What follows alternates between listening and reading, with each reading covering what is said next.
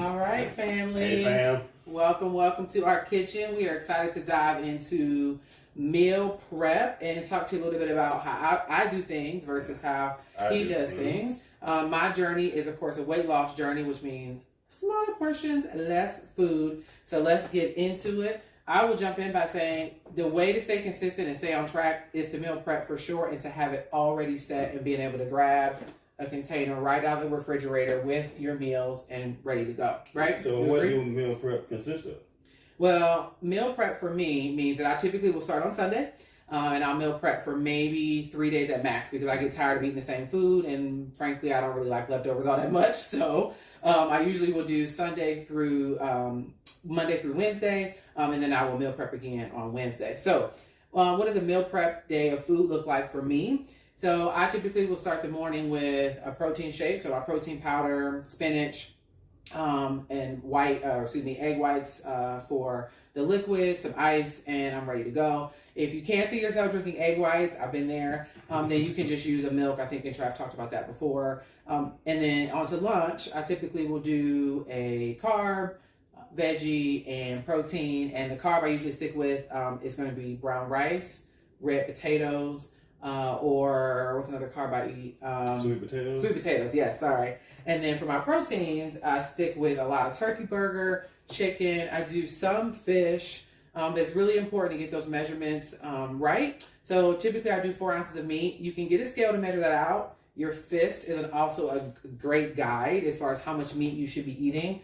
I really like these Butterball turkey burgers. I typically try to do 93% or better when it comes to the lean protein, just because there's less fat in there, of course, the higher you go with that percentage of leanness. And this is already measured out for you in 4 ounces, which is great. So all you have to do is just season it up and go. When it comes to seasoning my chicken and things like that, I have fallen in love with this, which is G Hughes. It's a sugar-free marinade. This happens to be an orange ginger marinade. Put it in there, marinate for the day, and then I'll cook it nice and juicy, but a great alternative to using your traditional marinades and things that are a little more salty. So what oils do you use? So I typically just stick with Pam olive oil. That's it. Spray it once around. Again, you can overuse this too. So I spray it once around. If I'm going to cook my turkey burgers in the pan, I'll use this. If I'm cooking them in the oven, of course, I won't do that. But this is a great alternative to butters, even the traditional liquid olive oil. This is a great option to use when you're meal prepping. Yep, you can get too much of traditional olive oil, even your virgin olive oil. But instead of frying your foods, I suggest using the olive oil and not the Pam. Because it ain't gonna be the same if you got to have fried foods. But just be careful. Pam. Yeah, the Pam. It's Pam. I don't think you can go too much wrong. So there's but I'm saying there's Pam olive oil, then there's Pam butter. Yeah. Pam, there's the different Pam. So Pam olive oil specifically. Yes, that's always a good one. Like you said, her meals is a little different. My meals, I generally eat 5 to 6 times a day. But we'll let her finish. And I can just sit here and go into it. But you did what? Your breakfast? I did breakfast and lunch. Dinner, I was talking about the turkey burgers, right? So say at dinner idea would be turkey burgers, broccoli, and then red potatoes. And of course, I typically am not meal prepping my dinner, but I do travel for a living. So there are often times where I am in tow with the cooler and my meals, making sure I check into a hotel that has a microwave. I do want to touch base on, there are some great salt-free seasonings that we have here for you, and we're happy to share those afterwards as well. I know salt is a hard thing to give up, but I deal with blood pressure when my weight gets too high, so I really had to work on cutting those things out. And you can add salsa, you can add sugar-free barbecue sauce, there are some other things you can use. And the biggest thing is just making sure you're drinking a ton of water throughout the day. That helps keep you full.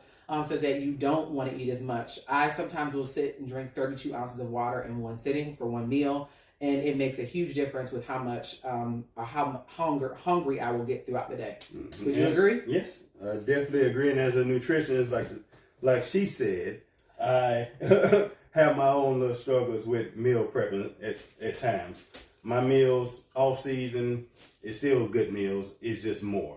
So it's more of my good carbs, which is my rice, sweet potatoes, even my bread. And I'm not really a bread eater like that, but if you do eat it, it's heart healthy, whole grain, heart healthy, multi-grain. This is Arnold's. Yep, that brand is Arnold's. Arnold's is a good one piece of slice, bread. ladies. One slice. If you got to have two, I know she eats carbs later on throughout the day, but I have all my clients generally breakfast, lunch, unless you're having like 6 meals. The afternoon, I kind of cut back the carb intake because your body still has a hard time processing it because you getting off work, you laying down, and then if you're going out to drink. Slow down. So I suggest getting your carbs in your second or third meal, depending on how many meals you're eating throughout the day.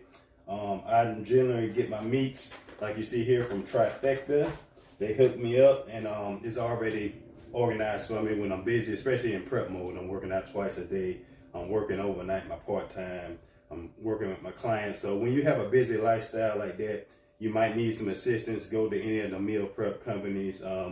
Make sure you have some good containers so you can go ahead and prep it like she does. Yep. For 3 days. 4, that's kind of pushing it. So we both do the same thing. Yeah. We eat good. We eat clean. When we don't, we incorporate counts your calories during your cheat day. So just remember, don't have cheat days. I've been having cheat days for the last 2 weeks, y'all. I got to get back on it. Just be mindful of back-to-back cheat days. It's okay every 3 to 4 days.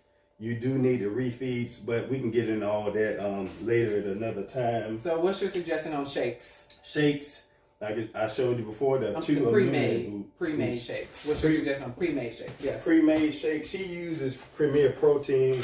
I myself, because I used to be sponsored by 6 Star, but I still love them. I use the clean protein, which is 32 ounces. If you're not really working out like that, 32 ounces, if you're protein sensitive, it might be too much for you, but it's clean, so I don't suggest eating it with nothing else. So if you just have a shake by itself, that should be fine for you.